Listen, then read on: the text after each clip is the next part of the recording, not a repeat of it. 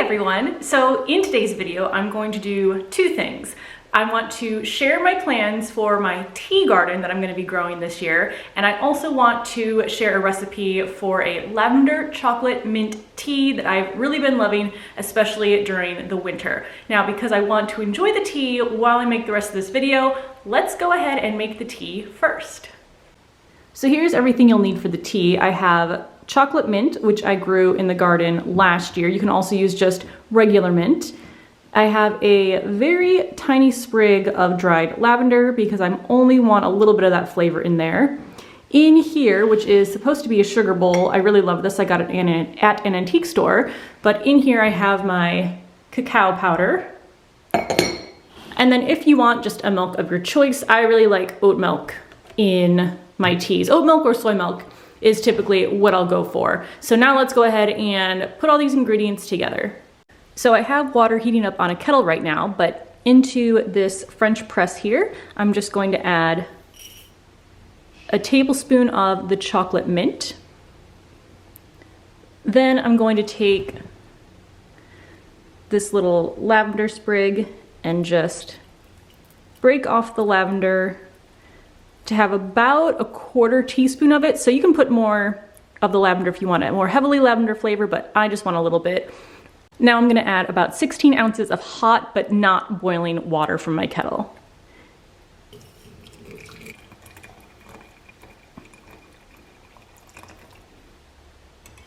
And I'm gonna cover and let it steep for about 5 minutes and we should be good. Okay, we're at just about 5 minutes now, so I'm gonna go ahead and strain out all of the herbs.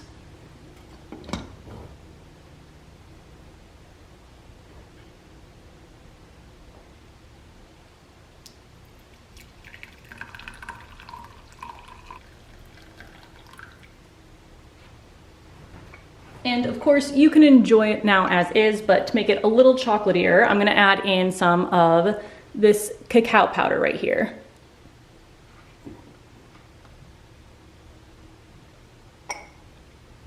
So I'm just taking a slightly heaping teaspoon of cacao powder, and I'm gonna stir that in.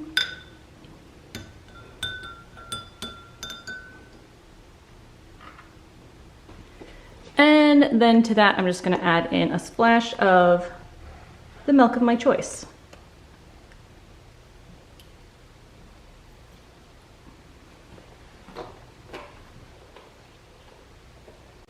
So here we are, taste test.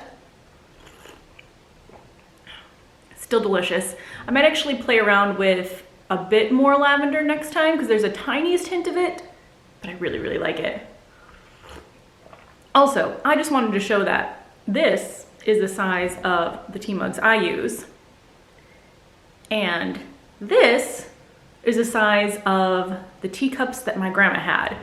I need a lot larger vessel than I think my grandma used to drink out of because I drink a lot of tea. Also love coffee as well. But I figured now I'll talk a little bit about my plans for having a dedicated area for a tea garden this year. Now, my garden is not huge. It's 18 by 19 feet. And I have so many plans that I know aren't gonna fit, but priority on my list is having a little tea garden area, which is just gonna be, you know, slightly larger than the area that I had for the herbs that I was growing last year anyway. But let me set this down and let's rewind back for a bit. So I always loved tea growing up. We used to have the Lipton's black tea bags. I actually used to think that that's just what tea was. It was one tea type, one tea brand, and that encompassed all of tea. And then when I went away to college, I just started drinking a lot more tea, a lot more different flavors of tea, but it wasn't until last year that I actually made my first tea with my own herbs from the garden, and that was game-changing. Now, the taste is just so much better, so much stronger, so much fresher than when you're buying tea bags, which I still do a lot of tea bags and love those as well. But I don't know why it was such a surprise to me because the same thing happened when I started cooking with herbs from the garden and realizing, oh, this is what fresh herbs taste like. Oh, this is what fresh herbal tea tastes like.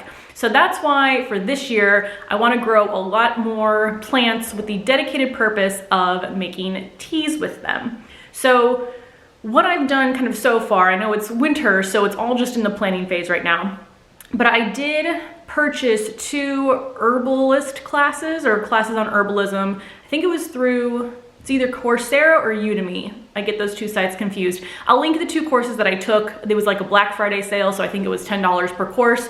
They were really helpful. They weren't specifically towards tea, but they were about a lot of herbs in general and what they do. And I really did like them, and I feel like those sites always have a sale. So I'll link the 2 down below that I watched.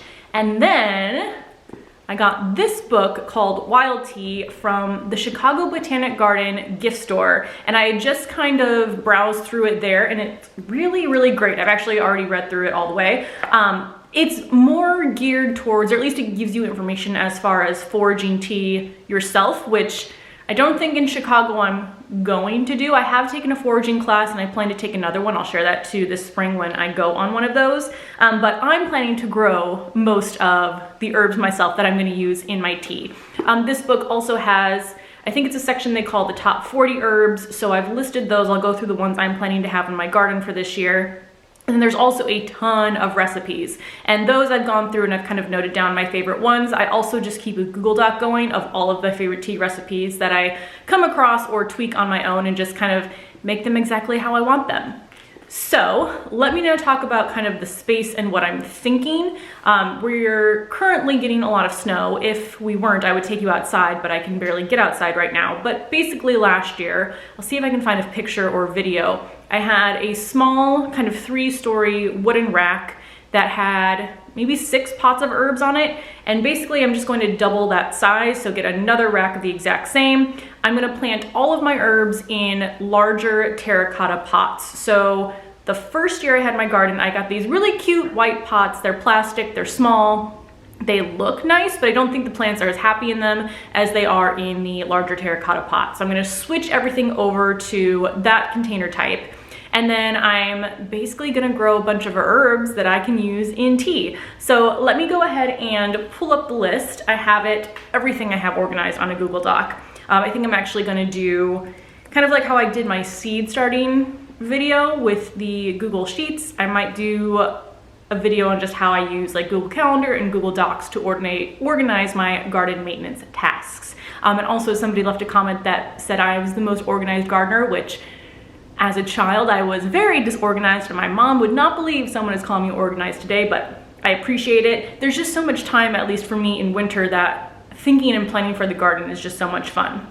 So, like I mentioned, this Wild Tea book had the top 40 herbs that they recommend you grow for a tea garden. I went through and I listed the ones that either I knew I already had, I could easily get, or that I liked, because there were some on there that I just didn't really care for, something that tasted like black licorice, which is not my favorite flavor, so I won't be getting that. And then there were some that I think you can't even actually get in the US. So here is my list of the herbs that I'm gonna have in my garden, or the plants, because they're not all herbs, that I'm gonna use to make tea. So the first category is just different types of berries, which, I mean, I kind of sort of knew you could obviously have like raspberry tea, but I didn't realize I should have just been going out to my garden last year, plucking the newest leaves and making tea myself. So I'm excited for that this year. So raspberry, and I have 1 raspberry bush right now. I think I'm gonna get a second one for next year as well, just to have 2 of those, because raspberry is my #1 favorite fruit.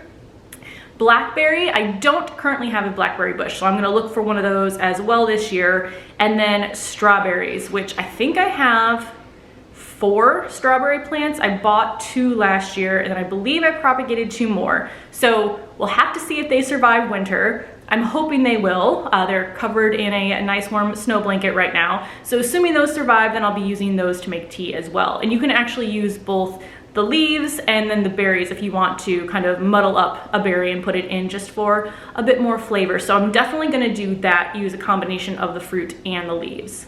So those are the berries that I'm gonna have in my garden. I do have a blueberry bush. I think you can use that to make tea as well. And I might pick up a second one of those because I only have 1 right now. So then moving on to the herbs that I'm gonna grow.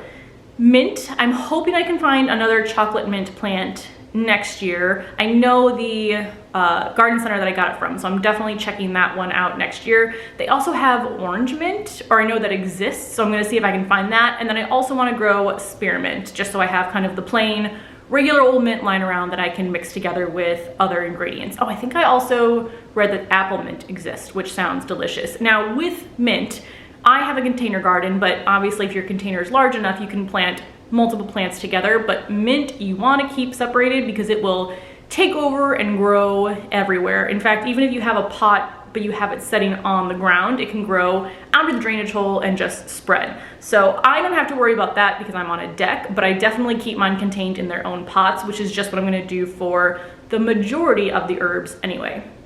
The next one is rosemary, which I have, and this one I feel like a rosemary plant I use a lot for cooking and tea, so I might pick up another one of those, assuming mine bounces back the one that I have this year over winter. Lavender, so this is one where I've mostly just used it for decor kind of previously. I do have lavender syrup, so I don't know why the idea of lavender tea never really came to me, but once I realized, oh, I can throw some of the sprigs of dried lavender flowers into tea, it's been delicious. So I'm gonna get an English lavender plant, possibly a couple, and this one I think I'm gonna actually plant in one of my raised beds. I have an idea right now of the lowest raised bed that I have, or the one that's closest to the ground, a bunch of sunflowers, and then, so those will be yellow sunflowers, and then in front of that, a bunch of purple lavender. I think that'll be really pretty. So that is my plan. We'll see if I stick to it. Next is lemon verbena and lemon balm. I've never grown either of those. I don't know how easy they're going to be to find. I'm trying to remember, like, going back when I've gone searching for herbs at garden centers last year, kind of what was there. And like the regular things like thyme, oregano, parsley are easy to find. I'm trying to remember if I saw anything related to lemon verbena or lemon balm, but fingers crossed it's easy for me to find. Next is chamomile. Now this one I'm kind of going back and forth on because chamomile tea that I've had from a tea bag just isn't my favorite type of tea, but I do want to try at least one chamomile plant and see how I like it when I make it with the fresh chamomile instead of a tea bag. So we'll kind of see, but I figure might as well test it out with one plant. If I don't like it, then I don't have to grow it next year. And then sage as well, which I have a tricolor sage plant right now. I might just get a regular plant to have. I didn't really notice a difference in flavor, but because I like to use a lot for cooking and then tea as well, I want to get 2 of those. Again, assuming that the one I have is going to come back next spring. Other plants that I'm kind of interested in if I can find them, and we'll see how it goes. Definitely hibiscus, and they recommend the Roselle variety, if I'm pronouncing that correctly. I think I had a hibiscus plant years ago that I got to keep as a houseplant before I had any idea how houseplants worked or how plants worked in general, and I don't think it lived very long. So I'm gonna try to get another hibiscus plant and see if I can make some tea out of that. And then I do have a rose tree. They have some types of roses that they recommend in this book. This is one, again, I'm kind of going back and forth on. I'm gonna see if I can use some of the rose petals or potentially rose hips if I wanna use the ones that I have, if they taste right. If not, I might try to look into getting another rose plant, just because I think having more roses in the garden in general would be pretty. So we'll kind of see where that goes. And then this one I wasn't expecting, and I'm kind of interested in it, is beets. So I really love beets. I haven't had the best luck growing them, but I'm gonna see if I can change that up this year. In fact, I wasn't even thinking I was gonna grow them this year until I was reading about beet tea, and beet and ginger tea specifically. I love both of those separately. They sound delicious together. So I think I'm going to grow some beets and hopefully have better luck this year and then make some beet tea. So I'm excited about that one. And then other things I'm gonna have kind of in my like tea cabinet, and I'll show you what I'm thinking for that, that I'm gonna do is, that I'm not growing, is getting some orange, ginger, and lemon and just kind of drying those and zesting those so that I can use those in my tea mixes as well. I'm not sure if I'm gonna make like the mixes themselves and just have jars, or if I'm going to keep all the herbs separate and just kind of throw them into the French press as they go along. I think what'll happen is if I try a combination that I really, really like, then I'll make its own mixture, store it separately. But for the most part, I'm just gonna kind of play around and see what I like. But I'm super excited. This is my first time doing anything like this. And I think when you realize, you know, I've been drinking tea my whole life, but now it's gonna be even better. I don't know, I'm just really excited for that. So let me kind of show you what I'm thinking as far as storage and organization. I don't have all the items yet. I'm kind of waiting to see kind of what I need and then filling in the gaps with things I don't have. But I think I'm gonna keep the tea all up in this room instead of in the kitchen, just because I tend to drink my tea more in the afternoons and I'm not necessarily like in the kitchen around that time. So I think if I'm just using it in my workspace, you know, keeping the herbs in the areas with the plants that we don't use for cooking, that are specifically towards tea, I think that'll be really nice. So let me show you what I'm thinking as far as like setup and storage. So for storage, I think I'm gonna make this side my little like tea cupboard, and I'll keep my teapot up here, my French press up here, maybe teacups and stuff in here, but I don't think I have much. What is that? I have a bag of the decorations from last year. Other than that, it's empty. So keeping the teas in like a dark place, cooler place, I think will work great. And then as far as tea containers, so I have just these glass jars right now that I've been keeping in the kitchen that I think I got on Amazon. I'm gonna see if I can get some like sets of jars at some of my favorite thrift or antique stores. If not, I'll just look for more like glass jars, maybe some more that are opaque with some tight seals on them. So these will stay probably in the kitchen, and then I'll get something else for my teas. So that is everything for this video. I actually talked so much that, I mean, the tea is still warm, not as hot as it was before, but I hope you enjoyed this video. I'm really excited to show you the process as I actually start getting the herbs and setting up the garden space, and then obviously making the teas. I'll share that as well. And if you have any herbs that you say you definitely need in a tea garden, let me know below. If there's any tea recipes that you really like, let me know. And I think it'll just be a great way to kind of share that with everybody. So yeah, I'm super excited. I hope you enjoyed this video. I know it's kind of weird. We're still in winter, so I can talk about it, but I can't actually show you what I'm doing yet. But like I said, I will take you along with me and see how it goes. So thank you so much for watching, and I will see you in the next video. Bye.